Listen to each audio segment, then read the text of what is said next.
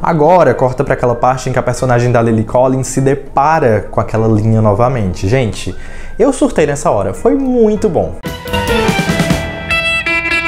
Olá pessoas, tudo bom com vocês? Hoje é dia de Emily fora de Paris e dentro de um suspense bem interessante junto com o Jason Segel e o Jesse Plemons. Eu assisti o filme hoje, eu fiquei bem encucado com algumas coisas que eu vi, alguns detalhes que eu percebi e eu resolvi logo vir aqui fazer um vídeo para falar sobre todos esses pontos bem interessantes que eu achei no decorrer do filme. O filme que deveria ser somente um furto, na verdade acaba sendo muito mais do que isso e no final das contas roubar dinheiro nunca foi o grande X da questão.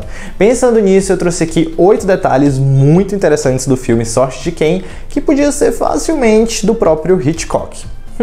Antes da gente começar, aproveita para se inscrever no canal, deixar o seu like no vídeo e vamos para o detalhe número 8.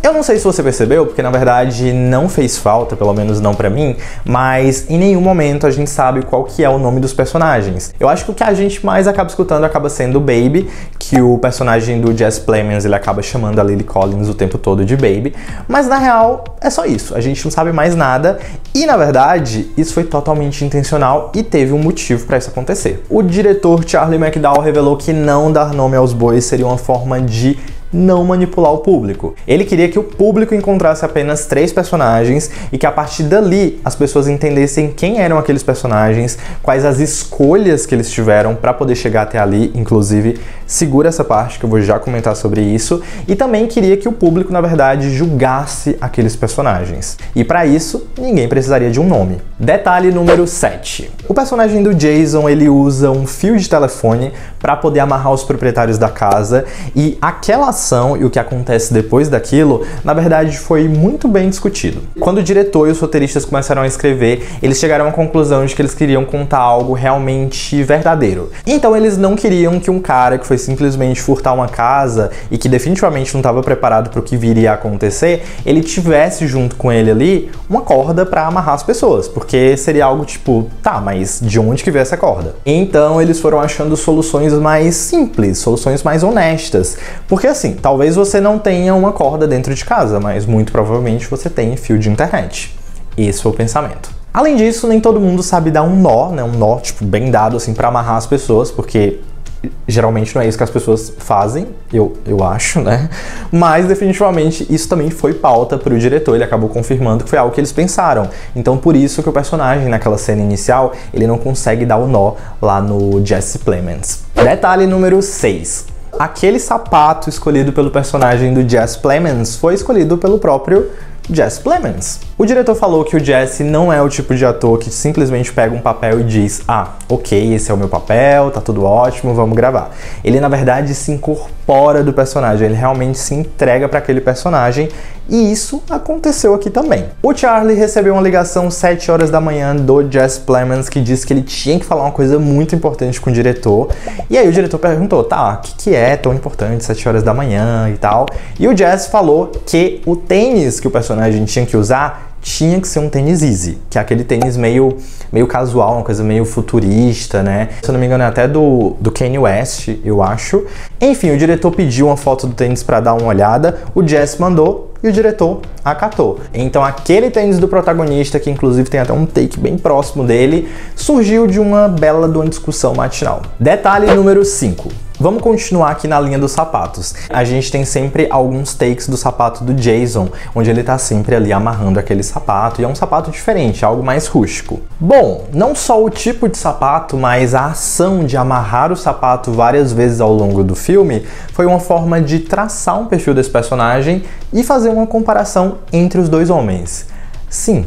Mesmo que de forma sutil, fica claro que aquela ação de ter que sempre estar amarrando o sapato é algo que acaba atrasando minimamente o personagem e definitivamente é algo que acaba tornando ele vulnerável dentro daquela situação toda. E isso fica muito claro, por exemplo, na cena final, em que aquela ação dele novamente de ter que amarrar o sapato é algo que cria uma possibilidade para Lily Collins acabar com toda aquela situação. O tipo de sapato que acaba vulnerabilizando o personagem, que acaba atrasando esse personagem, acaba sendo, né, simbolizando ali uma escolha, mesmo que inconsciente, uma escolha do personagem. Esse tipo de sapato, inclusive, nunca poderia ter sido escolhido pelo personagem do Jesse, que acaba sendo uma figura mais inteligente, uma figura mais rápida e que não se permite em nenhum momento ficar vulnerável.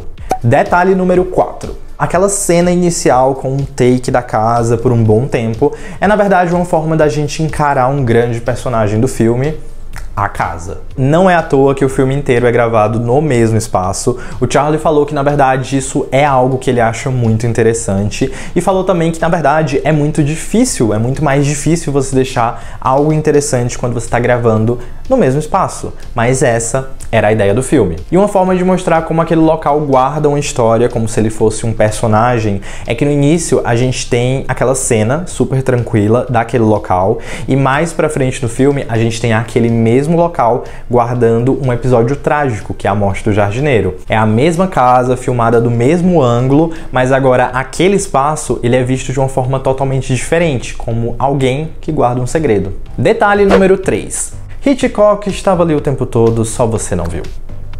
Pegou a referência? Hitchcock não estava literalmente ali, claro, mas definitivamente a sua técnica estava. Aqueles momentos onde foram usados um jogo específico de câmera, como por exemplo no início, quando a gente tem a abertura com a casa e de repente passa para a piscina, não tem um corte ali, é uma cena direta, ou quando a gente tem aquela aproximação na cara do Jesse Plemons, ou simplesmente quando a gente tem uma cena sendo filmada num ângulo mais aberto, tudo aquilo foi inspirado no Hitchcock. O Hitchcock usava muito isso nos filmes, porque para ele era uma forma de criar mais ansiedade e medo no público, e também era uma forma da gente conseguir analisar mais os personagens. Outro ponto que é muito a cara do Hitchcock é colocar no início do filme um assassinato, um crime, algo bem impactante para chamar a atenção. Isso também acontece nesse filme. Nos primeiros 10 minutos de filme a gente já tem isso acontecendo, então outro pontinho Hitchcock. Definitivamente o som, ele foi um detalhe muito específico utilizado no filme que fez lembrar bastante do Hitchcock, então para mim ficou muito nítido que era uma referência. Aquela trilha sonora, ela foi muito usada na década de 50 e ela criava muita excitação, muita tensão. E de fato, pelo menos comigo, foi algo que aconteceu. Eu ficava realmente tenso, né, naquela parte onde a gente tinha aquela variação de som. Então foi algo muito interessante deles terem aplicado nesse filme também. Detalhe número 2. Se vez ou outra você teve a sensação de que você estava estudando os personagens, isso pode ter a ver com Roman Polanski. No filme a gente sempre tem os 3 personagens na mira e o diretor falou que isso foi inspiração de um dos seus filmes favoritos, que é Faca na Água, do Polanski. O diretor falou que assistiu o filme algumas vezes e ele disse que o filme era basicamente 3 personagens e um veleiro como o local onde tudo acontecia. E que o mais interessante era a forma como aqueles personagens interagiam e com muito pouco, com situações muito simples. Então ele meio que se inspirou para fazer algo nesse sentido, ele trouxe uma situação específica, colocou 3 personagens ali e ele começou a ver o que aconteceria a partir daquela situação. E no fim o que o público receberia seria algo simples e a sensação que ia dar é como se eles estivessem de fato estudando aqueles 3 personagens. Detalhe número 1.